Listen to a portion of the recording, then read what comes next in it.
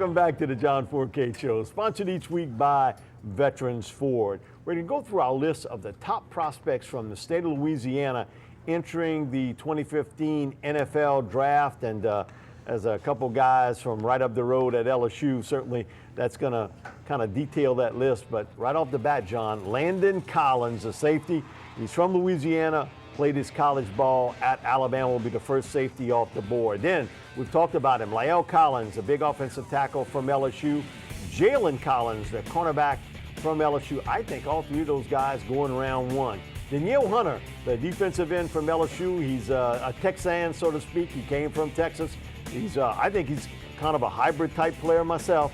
Will end up being going in round two. Quan Alexander, who had a great combine workout. Outside linebacker, stayed healthy this year. I think he's a late second, early third. Lorenzo Doss from Tulane. I think will end up being that third, fourth round pick. We all know about Terrence McGee, the running back from LSU from Franklinton, and quarterback Brian Bennett from southeastern Louisiana. Then we got cornerback safety DeShazer Everett, young man from Alexandria who went to Texas A&M, the best placement guy in this draft. Justin Manton from UL Monroe.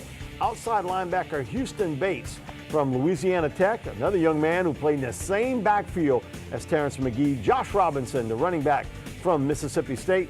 Fullback Connor Neighbors from LSU. Jamari Rascal, the defensive end from LSU. Kenny Hilliard, the big running back from Patterson High School, went to LSU. And I think a guy that's going to get a lot of interest as the draft gets closer, Christian Ringo, defensive end, outside linebacker from UL Lafayette. John, we'll talk a little bit about Ringo. He was a guy that's barely 6 foot tall, went to one of the All-Star games, really looked good. But, man, when you look at what he produced this year, near 20 tackles for losses, over a dozen quarterback sacks.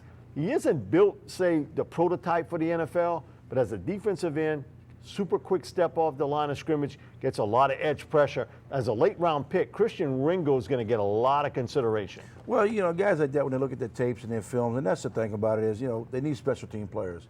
First and foremost, if you can make a team as a special team player, you got it made right there. And if you can contribute when they do put you in there as a defensive player, maybe they'll move them to a stand-up style outside linebacker who can pass rush that way. The height factor could be an issue with him, but they got to look at his tape. You know, that's what people say.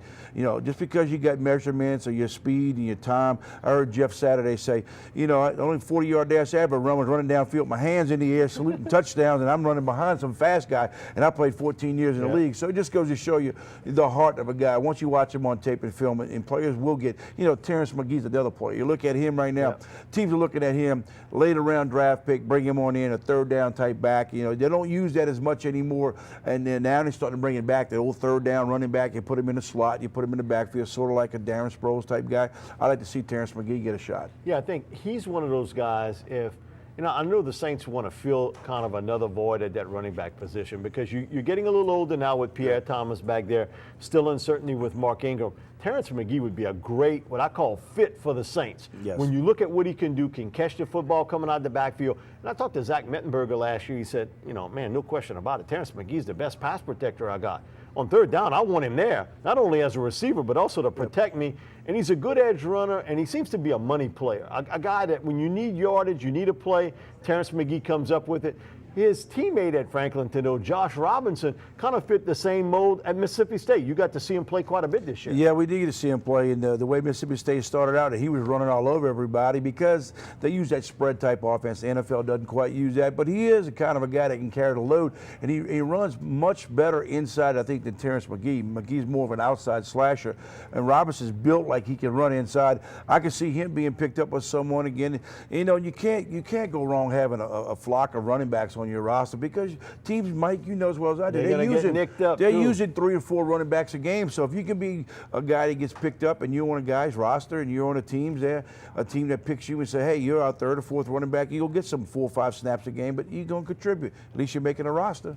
The 2 guys on that list, Quan Alexander, who really played well last year for LSU. He was healthy. You know, he was a big-time recruit coming out of Alabama, tears up the knee, didn't play much as a senior, comes to LSU, struggled a little bit early on. Boy, you saw him really blossom into a big-time player this year. Now, he's not a real stout guy against the run, but boy, he can run east and west real well, and he can kick it in reverse. The other guy is Lorenzo Doss. We've talked about this on this program a lot, his cover skills, his ball reaction skills.